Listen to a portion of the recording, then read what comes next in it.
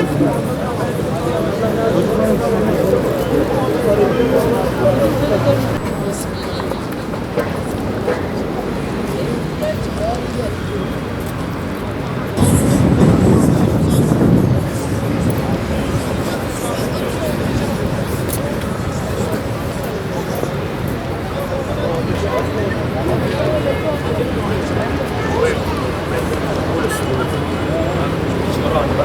go from Sydney.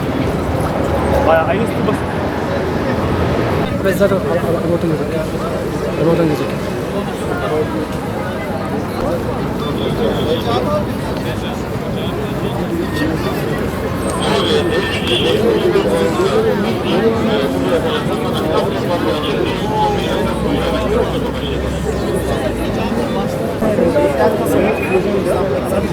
Tamam işte sen beraber orada Sadece özelliklere sonra ikinci komite.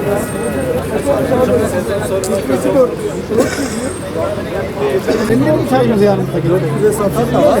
Ama daha sonra belki 600 bile görebiliriz.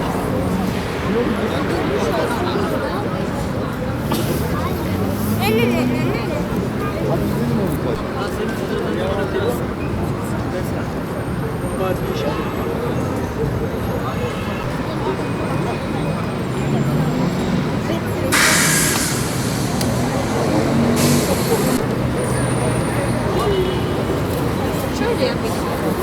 Ya istemiyorum.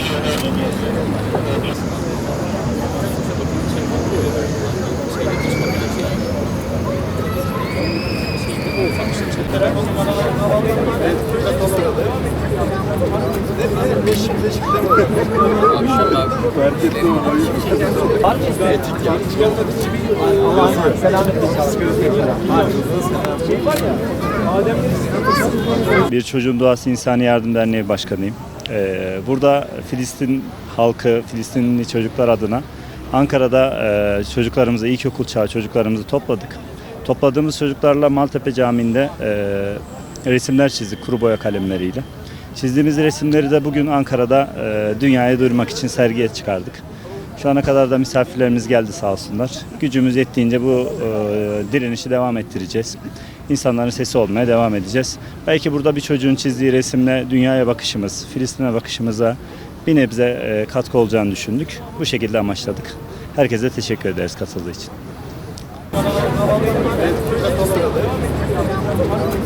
Beş